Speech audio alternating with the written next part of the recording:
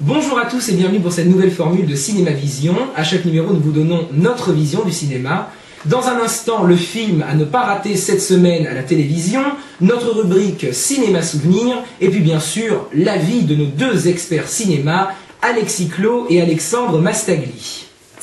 Mais pour commencer, le box-office de la semaine, les trois premiers du classement en ce moment dans vos salles. Alors en première place, le nouveau James Bond, Skyfall, qui totalise 1 839 220 entrées.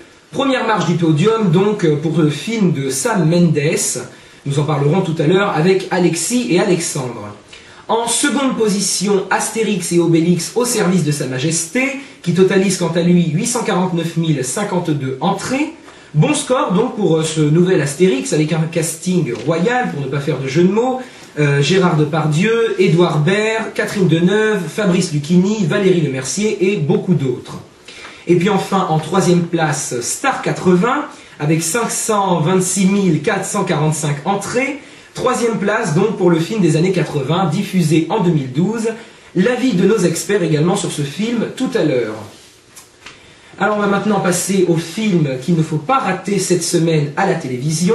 Eh bien, il s'agit du film de Martin Scorsese, La couleur de l'argent, avec Paul Newman, diffusé le jeudi 8 novembre à 23h30 sur France 3. Un film réalisé en 1986, donc par le grand Scorsese, racontant l'histoire d'Eddie Felson, champion de billard, mais surtout ancien arnaqueur, qui fait la connaissance d'un jeune joueur brillant, incarné par le non moins très jeune Tom Cruise, déjà assez convaincant à l'écran et d'un grand dynamisme, face à Paul Newman, le sex symbole des années 60, dont les yeux bleus perçants et le jeu parfait sont toujours aussi captivants pour le spectateur. Un très beau film donc à voir le jeudi 8 novembre à 23h30 sur France 3. Et on passe maintenant à notre séquence Cinéma Souvenir avec Nicolas Gironengo.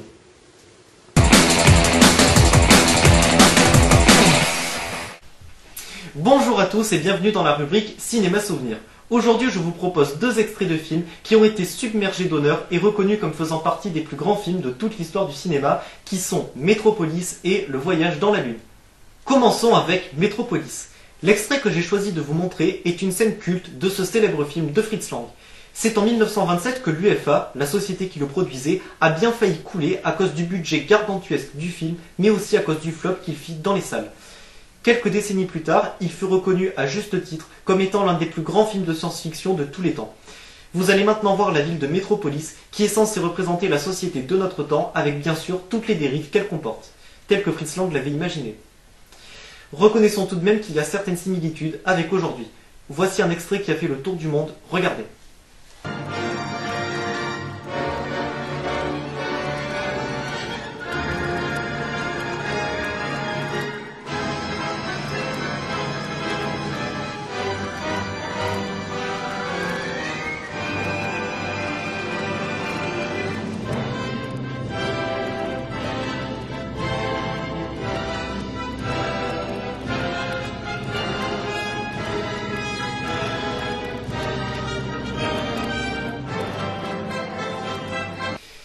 Continuons avec Le Voyage dans la Lune. C'est en 1902 que Georges Méliès réalisa ce film qui lui aussi fit le tour de la planète.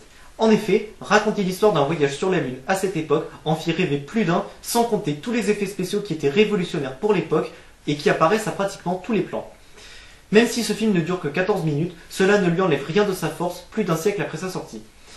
L'extrait que vous allez voir maintenant vous montre les péripéties de quelques hommes après leur atterrissage sur la Lune. Reconnaissons que raconter cet événement qui aura lieu 70 ans plus tard, il fallait le faire. Regardez.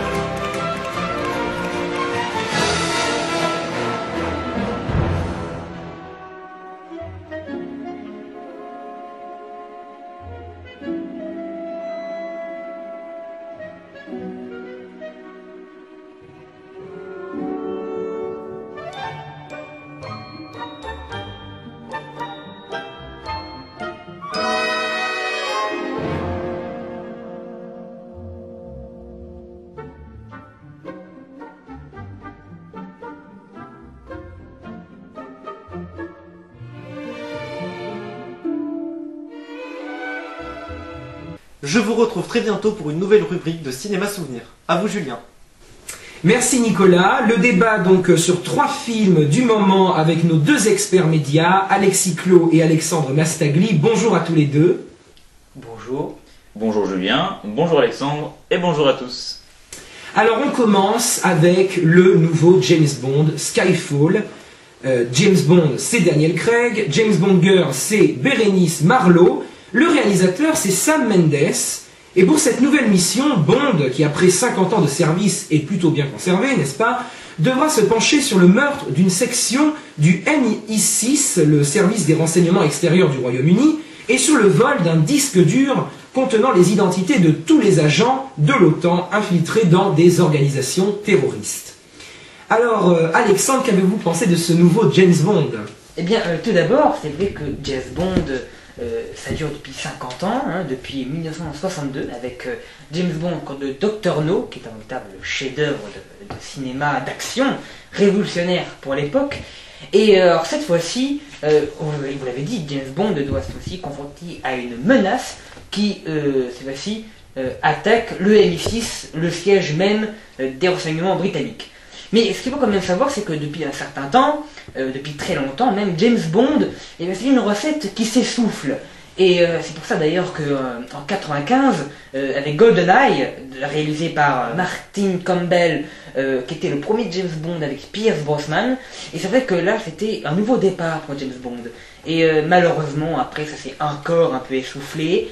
Et puis enfin, Martin Campbell a repris avec Casino Royale, avec un nouveau James Bond, Daniel Craig. C'était en 2006. Et là, c'était le renouveau. Oui, c'était le renouveau parce qu'il explorait cette fois-ci les origines de James Bond. On voyait comment il devenait agent secret, etc., etc. En reprenant en plus le premier roman écrit par Ian Fleming, qui est l'auteur qui a créé James Bond sur papier dans les années 30 et 40.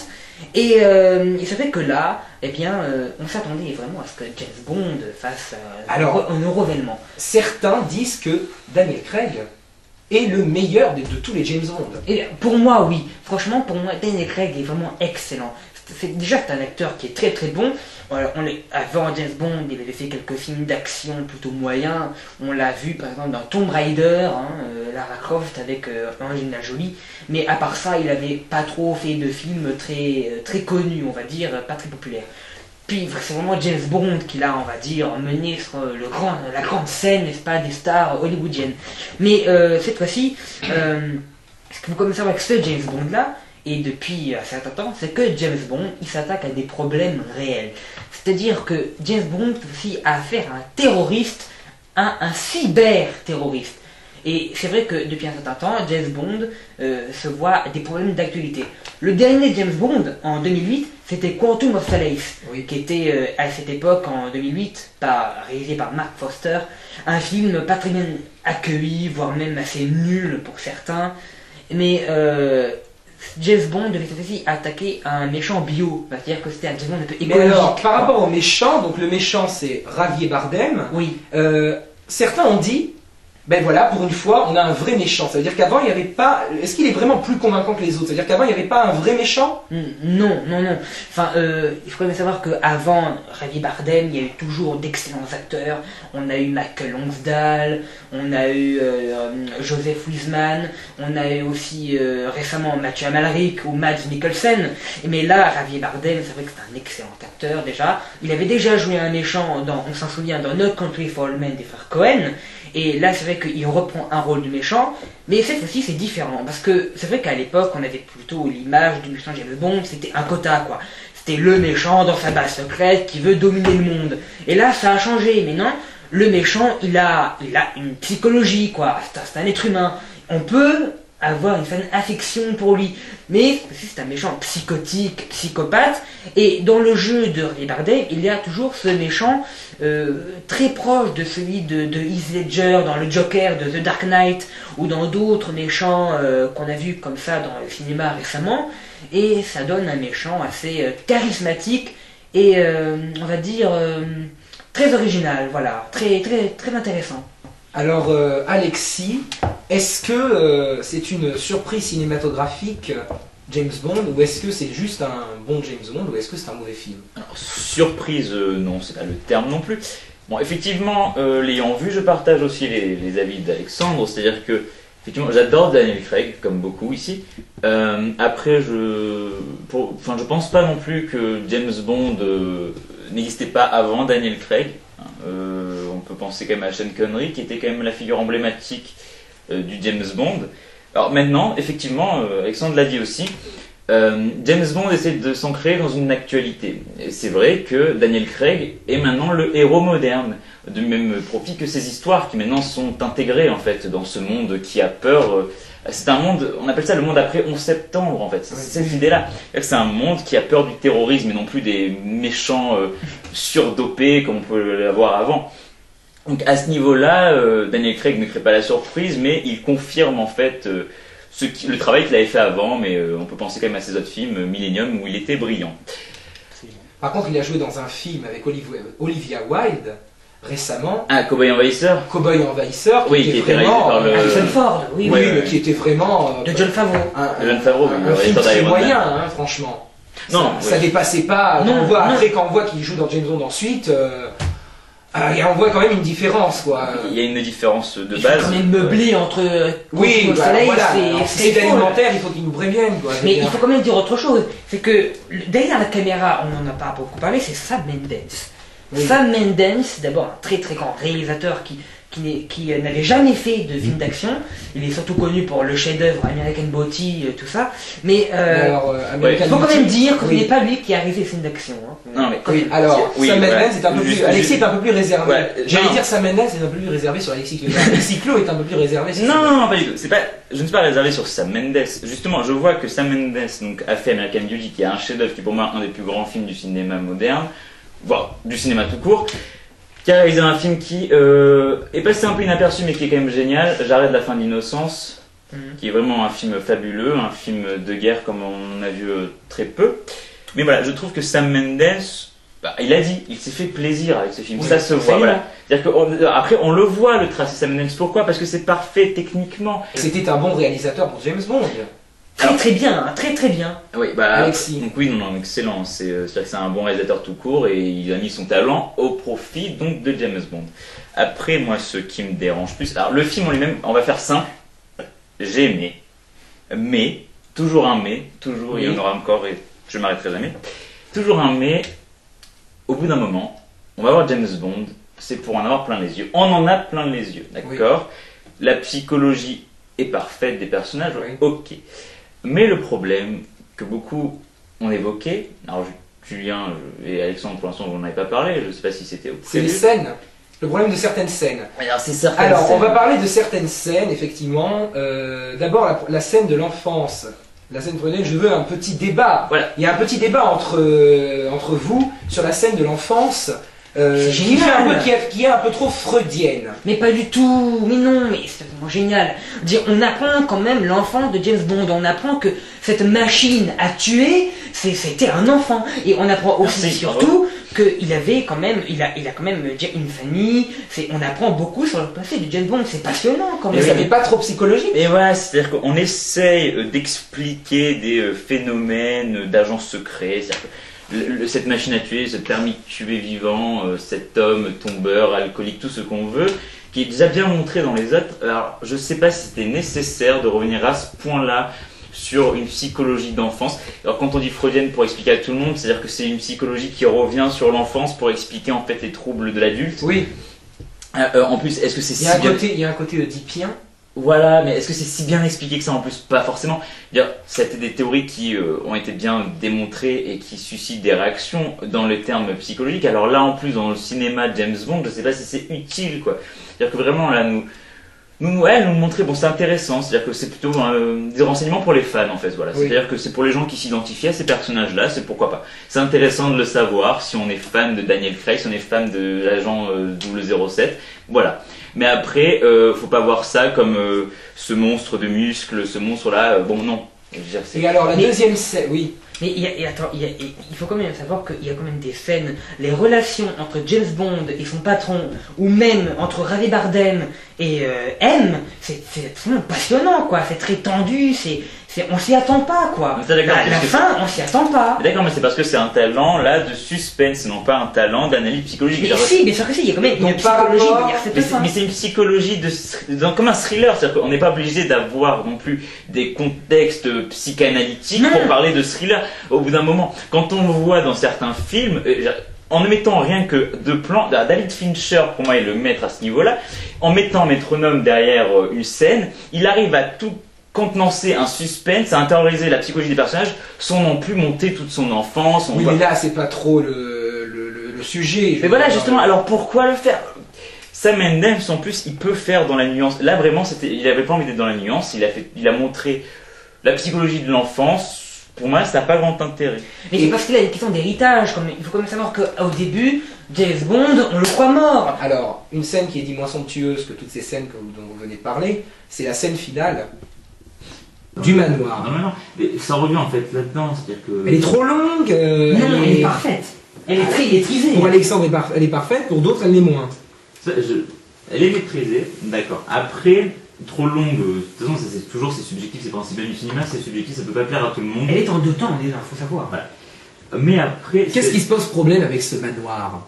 C'est maintenant. C'est un manoir en Écosse. Oui. Ce manoir, C'est la scène du manoir qui ce pose manoir, problème. c'est l'enfance de James Et voilà, Bond. Mais c'est la scène qui pose un Mais problème. non, mais c'est la scène parce qu'elle revient sur ce même esprit, c'est-à-dire, au bout d'un moment, il est dans ce manoir-là, on le voit, il déambule dans ce manoir, il se rappelle ses souvenirs d'enfance. Il y a du le coup, ça fini explique quand tout. même.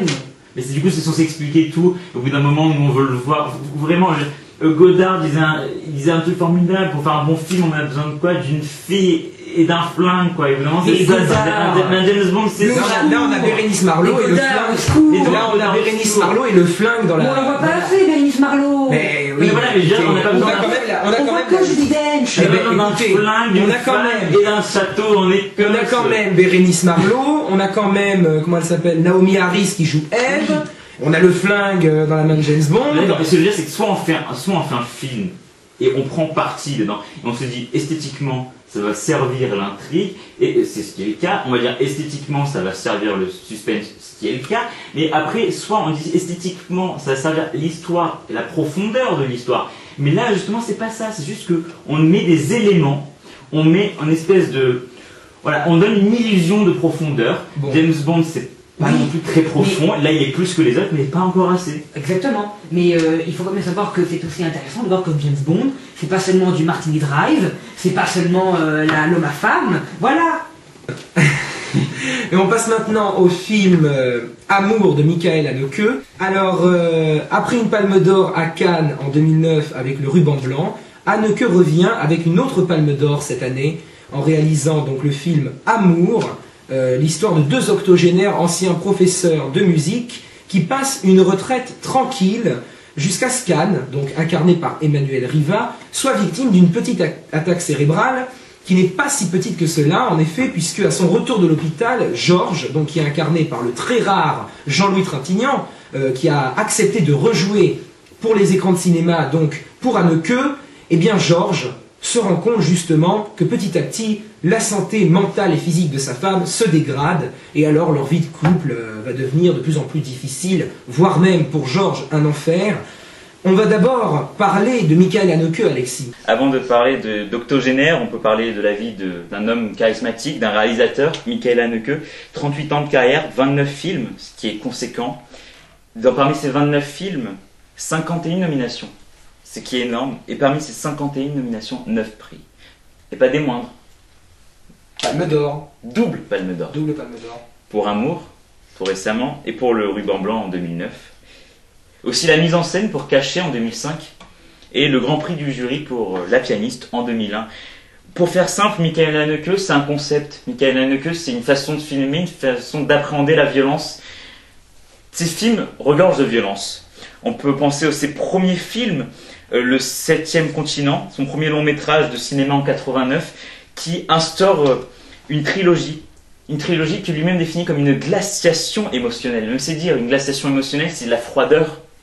La froideur qu'on ressent aussi dans son Funny Games en 97, qui crée au Festival de Cannes une onde de choc. Ce Funny Games qui va être défini par le réalisateur lui-même comme une gifle. Une gifle qui montre la violence. Qui va d'ailleurs vouloir être réadaptée par lui-même, par Michael Haneke lui-même, aux États-Unis pour montrer cette gifle aux Américains qui ne veulent pas traduire ce film-là. Michael Haneke, c'est ça. Michael Haneke, c'est un personnage qui dérange à l'image de ce ruban blanc qui a été Alors le ruban blanc, justement, Palme d'Or en 2009. Qui a été primé en 2009. Beaucoup le critiquent, mais d'autres le trouvent comme un chef-d'œuvre. Moi personnellement, je trouve que c'est un chef-d'œuvre. Personnellement aussi, qui remonte dans ça insupportable. Ah ben voilà. Voilà. Vous voyez. Mais après qu'on trouve ça ou pas, ça ne peut pas nous laisser de marbre. Ce film-là qui remonte dans une classe. Le début du totalitarisme en Allemagne, c'est ça, c'est le début. Et tout est montré cette violence. Il prend la violence. Michael Haneke sait concentrer la violence. C'est le noir et blanc, le hors-champ, c'est l'art Haneke. Mais c'est esthétique. Voilà, exactement. C'est à ça qu'on reconnaît quand même un artiste comme Michael Haneke, c'est qu'il y a un style. Haneke, c'est le hors-champ. C'est les longues scènes, les plans lents, étirés, les plans séquences. C'est un artiste qui quand même a une palette d'une beauté absolument somptueuse. Haneke n'a pas de musique. Mais alors, voilà, la musique est pas. Ben là, on a vu dans Amour, attention, générique silencieux, hein, avec tous les noms, et générique de fin et de début, silence. Les musiques qui a dans les films de Haneke sont toujours des musiques qui se déroulent dans l'action du film. Ce ne sont pas des musiques composées pour le film. C'est ça qu'il faut quand même savoir. Et alors, vous, Alexandre, vous parlez d'esthétisme, d'artistique, d'artiste Michael Haneke, mais le ruban blanc, ça vous a pas plu? Non, j'ai pas aimé le ruban blanc, moi, parce que j'ai même vu que Michael Haneke sur ce point-là, c'est que j'ai trouvé ça extrêmement, comment dire, c'est pas la lenteur qui m'a posé problème, c'est c'est difficile à comprendre quand même. Dire les séquences, on veut nous faire croire que c'est un film sur l'après, comment dire, arrivée du nazisme en Allemagne, alors que ça se déroule quand même en 1914. Moi, je vois pas ça, quoi. 1914, c'est quand même. Le nazisme, je le vois pas dans le film, il y est pas, il faut quand même savoir ça. Non, mais si, Alexandre, c'est extrêmement dérangeant, quoi. La révélation finale, elle est dérangeante. Alors, sans casser non plus tout le suspense à tout le monde qui n'aurait peut-être pas vu ce film, Alexandre. La montée du nazisme, c'est pas non plus la montée seulement d'une administration, ni la montée d'un homme, ça monte. C'est les gens. Voilà, c'est les gens. Le nazisme a été monté par le peuple. Et ça montre cet endroit, qui a été l'Allemagne, au début du XXe siècle, qui était favorable à cette arrivée-là. Et ça montre toute une psychologie dans ce microcosme, en fait, qu'est cette classe. On voit comment le nazisme a pu être instauré sans problème. C'est-à-dire que c'est toute cette psychologie-là, et c'est ce qui est fort. Mais je pense que dans ce cas, il ne fallait pas montrer une Allemagne de 1914, mais une Allemagne de 1933. Mais c'est trop simple. Mais ça aurait été plus facile. Alors, justement, dans le film Amour, on va parler du film Amour, les hors-champs sont très présents dans le ruban blanc, et ils sont également très présents dans le film Amour. Alors, Alexandre... Les hors-champs. Explique. 30 secondes. C'est quand la caméra ne filme pas l'action même, elle se décale légèrement. Et on fait deviner aux spectateurs. Michael Haneke trouve ça plus violent. Et c'est pas forcément toujours bien maîtrisé par les réalisateurs, alors que lui... lui c'est parfait, c'est-à-dire que ça rend une violence qui nous est propre à nous-mêmes, on s'imagine les choses. Et alors, le film Amour, donc, qui vient de sortir, on l'a vu donc hier avec Alexandre, on s'est dit, la première chose qu'on s'est dit, c'est 2 heures. 2h08 exactement. Est-ce qu'on va tenir, en gros, les 2h10? Moi, personnellement, moi je pensais pouvoir les tenir, mais j'avais quand même un peu une appréhension. Oui, mais moi aussi. Et finalement, Alexandre... Oui, mais il faut quand même dire, non seulement ça passe... on va pas dire que ça passe vite, mais il faut dire quand même que on défile, c'est-à-dire c'est limpide.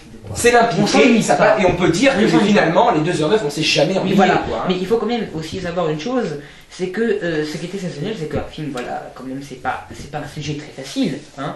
On parle quand même d'une famille, d'un couple autogénaire, comme ça. Voilà, c'est très dur. Et le film n'est pas larmoyant, c'est ça qui est formidable. Haneke ne nous tire pas les larmes. Il est très subtil. Par exemple, quand on voit... On s'attendait à ce que ce soit long, ça n'était pas long, c'était limpide, et en plus on s'attendait à ce que la salle sorte en larmes, personne n'est sorti en larmes. C'est un choc. Il faut quand même savoir aussi, c'est que Haneke, on l'a pas dit, c'est un réalisateur très misanthrope. Hein, dans le ruban blanc, ça se voit, mais là dans Amour, il y a quand même autre chose. Là il y a une compassion. Il y a une compassion, mais attention, il y a une compassion pour le couple. Mais il faut quand même savoir qu'il y a un moment donné où ça devient vraiment insupportable. Il y a des moments où Emmanuel Riva, on ne la supporte plus. Oui. Il y a des moments où Trintignant, on ne le supporte plus. Mais Et plus encore, l'entourage du couple. L'entourage du couple, il est inhumain. Ah oui, quoi. alors Isabelle Huppert, c'est peut-être la première fois, j'ai vu pourtant beaucoup de films Isabelle Huppert, c'est quand même la première fois qu'elle joue le rôle. Et c'est là ce qui montre incroyable, c'est les enfants Mais qui oui. ne prennent pas conscience de la situation de leurs Mais parents pas seulement. dans un cas Mais pareil. il suffit aussi de regarder les personnes qui sont... C'est-à-dire que sa mère a fait quand même un accident Il faut- vasculaire cérébral, mais au début, comme sa mère n'est pas encore très atteinte, bon, on peut dire ce qui est, elle s'en fiche. Exactement, Elle s'en mais fiche. plus tragique encore, c'est la relation que Haneke nous montre avec les gens qui sont professionnels, qui travaillent et formés pour ce genre Les auxiliaires de vie qui Exactement. s'occupent d'Emmanuel Riva, Mais- par exemple. Exactement, c'est très dur. Alors là-dessus. Alexis, Oui. C'est justement, c'est beau et triste à la fois. C'est très poétique. Michael Haneke nous montre l'être humain, la nature humaine, comme elle est vraiment. Oui. C'est-à-dire que comme elle est vraiment, comme les monstres. déjà, il reste enfermé. Hein. C'est un huis clos. Il n'y Il a n'en- pas- il n'en fait il n'y a pas C'est un huis d'artifice. clos Il n'y a extrêmement pas maîtrisé, sans d'artifice. artifice. Voilà. Il n'y a pas d'artifice. Alors du coup, on est confronté même à notre propre nature. C'est-à-dire quand vous dites, ils sont tous ignobles. Ils sont tous ignobles, c'est vrai. Mais nous, ils nous interrogent sur nous-mêmes. Qu'est-ce que nous Qu'est-ce qu'on ferions ferait? Oui. Par contre, juste l'interprétation de Jean-Louis Trintignant et d'Emmanuel Très Riva, bien. mais surtout d'Emmanuel Riva. Exactement, mais Jean-Louis Trintignant, évidemment, c'est un grand Mais acteur. attention, Emmanuel Riva, oui. c'est pas forcément facile, même pour une actrice qui a fait autant d'années de théâtre qu'elle, c'est pas forcément facile d'incarner quelqu'un qui a fait un accident vasculaire cérébral. Hein. Mais exactement, mais il faut quand même, il y a quand même aussi tout un travail sur les prothèses. C'est très impressionnant quand même. Aussi la mise en scène, on reconnaît bien le style Haneke, aussi comment c'est filmé, les angles, les cadrages, les plans séquences, il y en a pas mal non plus. La lumière, les décors, tout ça, c'est très travaillé, très subtil, c'est très maîtrisé, n'est-ce pas? Et il y a des séquences qui sont quand même qui sont limpides, quoi. Quand le pigeon qui entre dans la Oui. maison, on comprend, quoi. Je veux dire, c'est Oui, pas, oui. il n'y a pas 36 réponses, on comprend. Il n'y a pas que du hors-champ, il y a beaucoup de représentations visuelles Oui. très intéressantes. Et parfois, ça peut même être pathétique. La scène où Trintignant veut attraper le pigeon, c'est en même temps, c'est quand même une scène assez pathétique en somme, mais il y a une signification Oui. incroyable même. Donc une maîtrise visuelle, une maîtrise de l'image. Oui. Alors, terminons avec Star 80. Vincent et Antoine, deux amis en manque d'argent, montent un spectacle avec toutes les anciennes vedettes des années 80. Alors, si leur show ne rencontrera pas un succès immédiat au départ, il va finir par cartonner et même arriver jusqu'au Stade de France. Alors, Vincent est incarné par Richard Anconina, Antoine par Patrick Timsit, et on retrouve donc de multiples chanteurs des années 80, hein, plus ou moins oubliés dans ce film, Lio, Désirless, Gilbert Montagnier, Sabrina, etc., etc. Alexandre.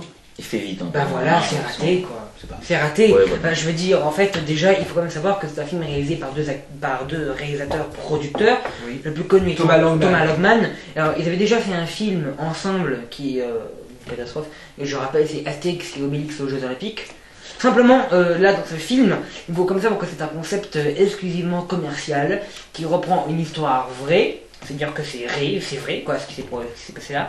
Les scènes, les blagues, les acteurs, tout ça, les chansons sont d'un pathétique absolument Oui, puis on ne peut incroyable. pas demander à des chanteurs qui sont à la base chanteurs de jouer, quoi. Il y en a qui Non, jouent mais- très mal. Non mais c'est pas ça le problème. Ah, mais si, il y le a un problème problème, majeur. Attendez, Le Lio. problème- Non, mais pardon, mais Lio, ça j'aimerais quand même accentuer là-dessus quand même. Lio. Gilbert Montagnier encore, il a un côté comme ça un peu toujours chaud. Mais alors Lio et Sabrina, mais c'est une catastrophe. mais on se demande pourquoi elles sont là toutes les deux. Hein, Oui, mais voilà. quand même, elles jouent mal, C'est- elles jouent mal. Simplement, il y a une scène monstrueuse. C'est pas dans un hôtel. Oui. On entend Sabrina dans une chambre qui a un orgasme, on sait pas avec qui. Et pendant 4 minutes, t'as Tim Seat et un autre qui demandent mais avec qui, nanana. Et de l'autre côté, dans une autre chambre, tu as un vieux qui se déshabille mais qui se casse la gueule, qui n'est pas déshabillé, sur le fond de la musique sexy là, de la question La question coquine chez Jean-Luc Reichmann, qui va Exactement. trouver C'est- c'est quoi c'est- cette musique C'est d'un pathétique monstrueux, c'est nul, il n'y a pas de mise en scène, il n'y a pas de montage, il n'y a pas de cadrage, la musique est nulle à chier. Il faut quand même savoir que C'est ce chaud, film, ce n'est pas un film, c'est un karaoké. Il y a des scènes Un très karaoké longues. géant, ils ont dit. Oui, il y a des scènes très longues dans lesquelles on te passe carrément les sous-titres des chansons. Oui, quoi. on a les oreilles qui saignent, quoi. Hein, Exactement. Non mais il faut quand même savoir qu'il y a un autre film qui était un peu sur ce même contexte. Il y a 6 mois, c'était Clo-Clo. Mais Clo-Clo, c'est très très bien. Voilà. Oui. Mais là, c'est nul. Ça, c'est nul. Mais attendez, c'est pas pareil, Clo-Clo. C'est un biopic sur un personnage. Là c'est même pas un Là, biopic. c'est- Mais on non. dirait ils se mettent tous autour On du reprend piano. des vieux, on reprend Bon, des moi, vieux. je veux parler. Sloan, Attendez. elle fait peur, Il faut- Sloan, c'est Halloween. Ils font un bœuf ou quoi? Ils se mettent autour du piano, allez hop on chante, c'est pas possible. Non, mais c'est Julien, Et Alexandre. après je voudrais revenir, alors Alexis va dire son avis. on a un des Et après, jeunesse, quoi. oui, Voyage. des jeunesse, bon. Moi, le voyage, je le fais, mais pour partir, quoi. C'est pas possible, au secours. Alors attendez, Alexis d'abord va dire son avis, après je veux revenir sur, Non, c'est un massacre. sur Anconina et Team Seed. Allez-y Alexis. Oui, bon, bah alors moi, tout simplement, j'ai adoré. C'est génial. Non, c'est pas du tout. Non, pas du tout. Sérieux, Non, mais- sérieux. Non, non, Non, pas pas sérieux. du tout. Pas du tout. Non, moi, bon, tout est dit, hein, je crois, très calmement. Mais, non, moi, il y a un truc qui m'énerve, quoi. Pourquoi donner de l'argent? Eh ben, c'est pour la croisière de Mireille Dumas, là, comment ça Non, mais s'appelle c'est pas ça. Achetant et tête de bois. Non, mais d'accord. Ils sont là pour c'est de l'autopromotion. D'accord, moi, je parle pas de ça. Évidemment. Bien, Alexandre, je parle pas de ça. Je parle juste du fait que le cinéma français actuellement est carrément dans une grosse galère. Oui, ben il est Que troisième. certaines personnes essaient de l'élever un petit Oui, peu. mais cette chose est troisième au box-office. Et que nous, on est en train de Parce que c'est un redescendre. cinéma populaire. Et c'est même pas ça, c'est parce que, attends, t'as vu les moyens qui sont déboursés. Alors, je parle de la production, mais encore, ils font ce qu'ils veulent, ils mettent leur langue.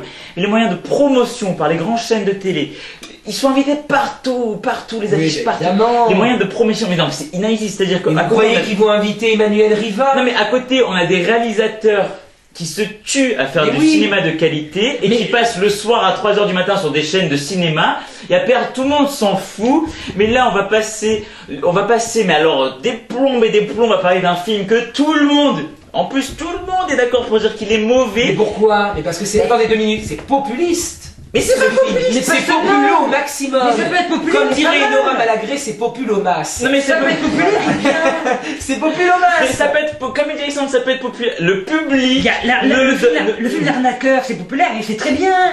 mais sans ça, Là, non, je réponds juste, je dis pas que c'est pas bien que ce soit populaire, je dis que, comme pour répondre à Alexis, pourquoi les gens vont voir ça et non pas un film d'auteur? Pourquoi les télés invitent ces Mais gens-là? qui va voir ça? C'est pas Parce les jeunes. le peuple, c'est pour ça que c'est mais populaire. non, mais Julien, le peuple, il voit ce qu'on lui donne. Mais C'est évidemment. la demande, l'offre et la demande. Voilà. On lui donne un film de qualité, on lui explique que c'est un film de qualité. Au bout d'un moment, il s'en rend compte. Oui. Et s'il s'en rend pas compte, tant pis pour lui.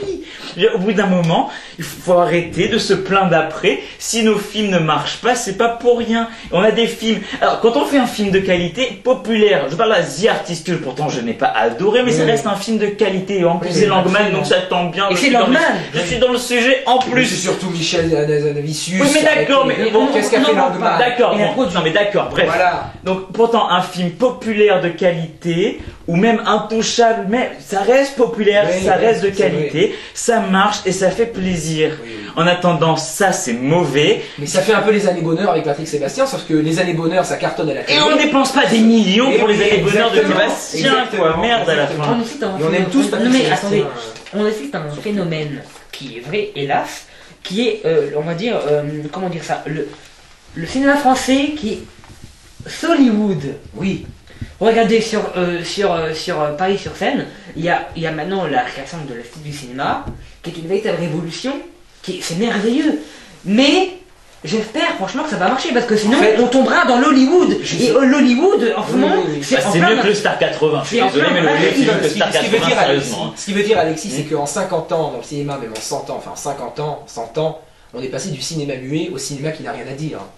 C'est beau. Et c'est beau. Ah, c'est c'est pas beau. moi, c'est pas de moi, je l'ai entendu, mais c'est Ah, ça. merci, Oui, c'est génial. ça. Voilà. En parlant de naufrage et en parlant de stars complètement mortes, ou du moins qu'on pensait mortes, qui reviennent à la vie dans un film pathétique, miraculeusement ou pas. pour moi, il y a quand même cette semaine Frankenweenie. un film Ah. qui ressuscite deux choses, qui ressuscite dans son histoire un petit chien qu'un garçon justement va ressusciter par amour et par manque de ce chien perdu qui est aussi son compagnon, mais il y a aussi, je sais pas, la nouvelle vie de Tim Burton, quoi. Je veux dire, Oui. pour Voilà. moi, il y a cette semaine, Exactement. c'est voilà, on refait vivre, je crois que c'est Halloween, on Non, refait mais vivre c'est les très- morts cette semaine, on exactement. refait vivre les stars mortes, mais on fait aussi vivre un génie Les cinéastes perdus. et une histoire. Les cinéastes Et Tim perdus, Burton, comme, moi, il comme est était Tim magnifique. Burton. On s'en souvient, par exemple, Tim Burton a une carrière en deux parties. Il y a l'avant et après Mars Attack. Avant Mars Attack, c'était les chefs-d'œuvre. Avant les studios, même avec Batman qui était un chef-d'œuvre, on a eu Beetlejuice, Edward en main d'argent, Ed Wood, etc. Et puis après, on a eu les monstrueux navets qui étaient la planète des singes, Bah, moi, qui j'ai pas était Alice au pays de merveilles, qui malgré une excellente palette visuelle avait un scénario absolument scandaleux. Alors, Ça, c'est vrai. Le démarrage- Pour la planète des singes, je suis pas d'accord. ou- Pour ouais, Alice au ou pays Sweeney des merveilles. Todd, des singes, je suis pas d'accord, Sweeney il Todd, faut- ça vole pas haut. Mais il faut quand même savoir aussi qu'il y a quand même 6 mois, on a eu le film de Tim Burton, le film qu'on a trouvé surtout le plus, c'était Dark Shadow. Dark Shadow. Et Avec c'était- Eva Green. on peut dire quand même que malgré tout, Dark Shadow n'est pas un excellent film, mais c'était quand même. On sentait que Tim Burton revenait à ses classiques. Oui. Alors, Le côté horreur, Bon, monstre, alors, ça. pour surprendre mais Kenny là, Frankie Winnie, ouais. Alors, Parlons pour d'un film Frankie Winnie, pour intéressant. terminer, quoi, tranquille. Et là, il revient à ses éléments, c'est-à-dire les monstres. Il revient déjà à son art dont il est le maître, qui est le film d'animation. Film film d'animation. d'animation, marionnette, comme le fait Tim Burton. Il avait fait avec Les Noces Funèbres et Et le où- tranche de Mr. Jack. Jack qui n'a pas réalisé, n'oublions pas, c'était Henry Selick. Mais voilà, c'était quand même son idée. Et là, il revient avec Frankenweenie. Alors Frankenweenie, qu'est-ce que c'est? D'abord, il faut quand même savoir que c'est un remake. Tim Burton a réalisé dans sa jeunesse 2 courts-métrages. Vincent, pour Disney, et pareil aussi pour Disney, Frankenweenie, un court-métrage dans reprise de vue réelle. C'était la même histoire. Le petit garçon qui perd son chien, qui le ressuscite. Et après ce film, Burton a été renvoyé des studios Disney. C'était sa dernière collaboration avec eux. Il a repris avec eux, avec Alice. Là, il revient avec Frankenweenie. Et là, c'est un film, un long métrage, en marionnette, etc. Un noir et blanc magnifique, très maîtrisé. Un scénario, Donc, il y en a un. c'est parfait. Et des personnages, n'oublions pas. Il y a des monstres, il y a l'enfant terrible. C'est un film sur Tim Burton, par Tim Burton, pour Tim Burton. Et on est content parce que il Et est c'est parfait. revenu. Pour Jim Burton. Alors, donc on va terminer avec Alexis Ouais. qui va nous parler 30 secondes. 30 secondes, pas Bolly plus. Motors. Ça va être très vite parce que ça me tient à cœur et je le ferai passer. Quand on parle du cinéma français, comme tout à l'heure, quand je vous dis qu'il y en a qui ont besoin d'aide, qui ont besoin que les gens le voient, je pense à un cinéma maudit, le cinéaste maudit, comme il se fait appeler, Léos Carax. On pense aux Amants du Pont-Neuf, mais là, plus récemment, qui était présenté au Festival de Cannes et qui n'a pas eu le succès qu'il méritait, avec son Holy Motors, qui est, on va dire, pour moi, une représentation cynique, mais bien véritable et bien triste du cinéma, du monde des images tel qu'il est. Et il prévoit, tel un prophète, la mort de cette industrie du cinéma, cette extrémisation de l'action sans penser forcément au personnage. Porter tout ça par un excellent, voire un fantastique, un brillant, un magnifique, un génie, Denis Lavant. Denis Lavant qu'on retrouve dans quasiment tous les films, si ce n'est tous les films de Léos Carax. Denis Lavant qui j'espère sera bien récompensé pour ses films car ce sont un couple réalisateur-acteur qui malheureusement ne sont pas assez connus. Donc jetez-vous en DVD le 6 novembre en DVD. Comme quoi le cinéma, même s'il n'est pas vu au cinéma, peut rester un grand travail d'artiste. Eh bien, merci Alexis et merci Alexandre. Voilà, c'est la fin de ce 7e numéro de Cinéma Vision. Vive le 7e art et à bientôt, j'espère.